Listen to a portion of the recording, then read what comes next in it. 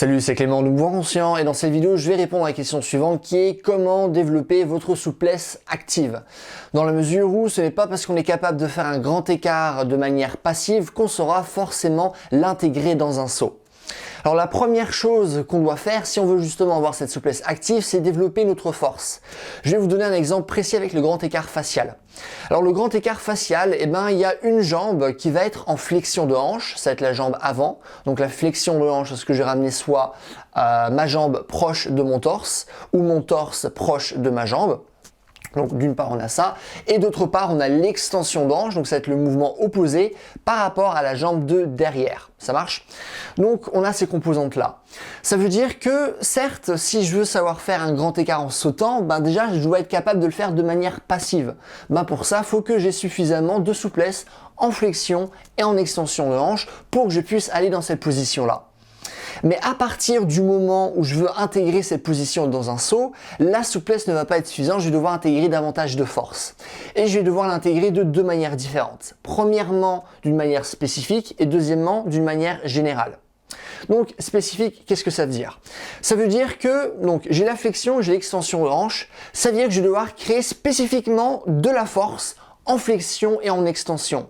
Si maintenant on s'intéresse à la flexion, quels vont être les groupes musculaires principaux qui vont justement me permettre par exemple de rapprocher ma jambe proche de mon torse?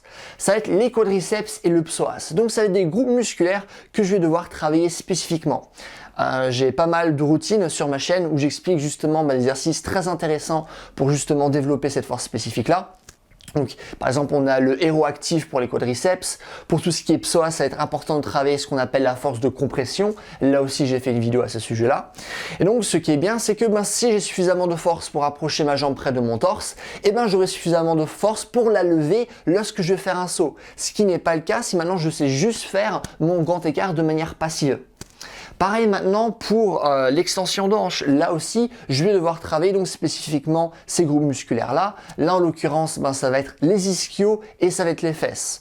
Je vous ai aussi proposé des exercices spécifiques sur ma chaîne, donc je vous invite à aller les voir. J'ai différentes playlists. Vous avez par exemple sur la playlist souplesse, la playlist préparation physique pour voir du coup les informations dont vous avez besoin. À vrai dire, souplesse et préparation physique c'est dans le même dans la même playlist, donc finalement c'est pas un souci.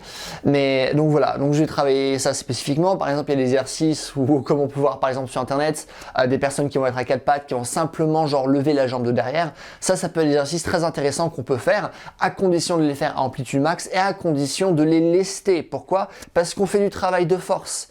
Et souvent, le poids de corps ne sera pas suffisant pour les jambes. C'est différent pour le haut du corps, mais pour les jambes, c'est différent. Pourquoi? Parce que les jambes ont besoin d'intensité, alors que le haut du corps a besoin davantage de complexité. Ça marche?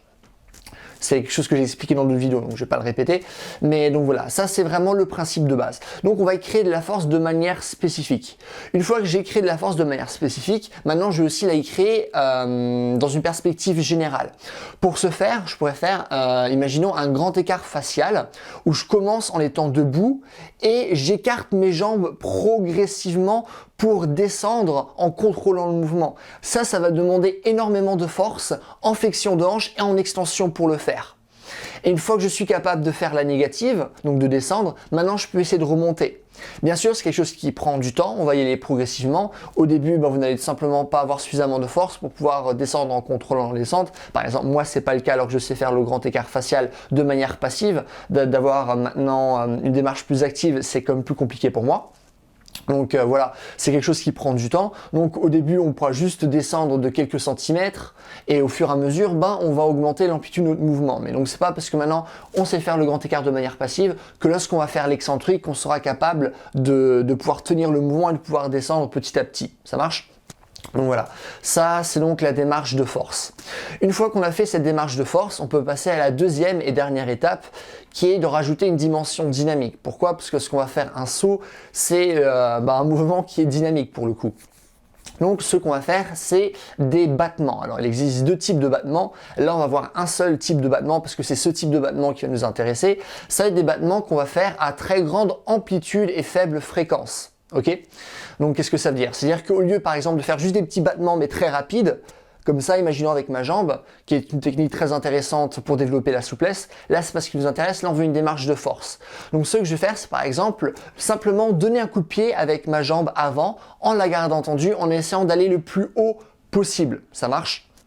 Donc ça c'est quelque chose que je vais faire. Après je vais redescendre et après je vais essayer de la remonter. Donc là je cherche pas la rapidité, ce que je cherche juste c'est aller le plus haut possible. Donc là c'est vraiment une démarche explosive. L'explosivité c'est quoi? C'est force fois vitesse. C'est les deux qu'il nous faut. Donc je vais faire ça avec la jambe avant et je vais aussi faire ça avec la jambe arrière. Là ce qui va être intéressant c'est d'avoir des cycles avec pas mal de volume. Lorsqu'on travaille la force, par exemple simplement la travailler 2 fois par semaine, ça va être amplement suffisant, sérieusement. Néanmoins, lorsqu'on fait du travail dynamique, là il faut davantage de volume parce que l'intensité sera plus faible, ok? Donc à ce moment-là, ce qu'on peut faire, c'est au moins 3-4 séances dans la semaine, voire des cycles où on peut travailler ça tous les jours, mais donc à ce moment-là, ça va être des cycles qui vont être courts, imaginons 4 à 6 semaines. Donc voilà, je vais simplement faire ça. Battement avec la jambe de devant, battement avec la jambe de derrière. Je vais aussi switcher les jambes pour être sûr de ne pas avoir de déséquilibre et pas avoir par exemple un angle dans lequel je suis plus fort. Donc voilà, vous allez simplement faire ça. Et après, une fois du coup que ces étapes sont maîtrisées, donc l'étape de force spécifique, générale, puis l'étape dynamique, ensuite, il faudra apprendre à simplement s'entraîner. Maintenant, vous allez avoir la souplesse nécessaire pour le faire, mais maintenant, il faut juste s'entraîner spécifiquement au mouvement que vous voulez faire. Donc là, c'est le saut en grand écart. Donc bien sûr, après à ce moment-là, imaginons, même si vous avez la souplesse pour faire un saut en grand écart, mais que vous n'avez vraiment pas du tout d'explosivité au niveau des jambes, vous n'allez pas faire un saut qui va être par exemple suffisamment haut, et vous n'allez pas avoir par exemple l'opportunité de pouvoir écarter vos jambes. Ça marche? Donc là aussi, il y a toute une préparation physique qu'il faut avoir, mais là qui est spécifique par rapport à l'exercice que vous voulez faire. Mais simplement dans une marge de souplesse active, l'exercice et le processus que je viens de vous proposer est amplement suffisant. Voilà. Écoutez, c'est tout pour la vidéo. Si vous avez des questions, des choses que vous ne comprenez pas, n'hésitez pas à les mettre dans les commentaires. Je réponds à tout le monde comme d'habitude. Si vous avez aimé la vidéo, n'hésitez pas à mettre un j'aime. Comme ça ma vidéo sera mieux répertoriée, ce qui est cool pour moi. Et dernièrement, si vous avez un programme qui prend justement en compte ce genre de choses, qui parle de souplesse, de force, d'endurance, de vitesse, de coordination, un programme qui vous donne les ressources théoriques nécessaires dont vous avez besoin pour créer vos propres entraînements, mais un programme qui vous donne aussi des entraînements que vous pouvez suivre sur plusieurs années. C'est aussi un programme qui parle de posture, de rééducation, de mouvement de manière générale. Il y a aussi des appels qu'on fait tous les 3 mois, vous pouvez me poser des questions. C'est un programme où je rajoute des choses régulièrement. Là, je suis en train de travailler pour ajouter plein de contenus justement sur la souplesse, sur la force. Donc voilà, si ça vous intéresse, c'est le premier lien dans la description et c'est tout. Passez une bonne journée, bye!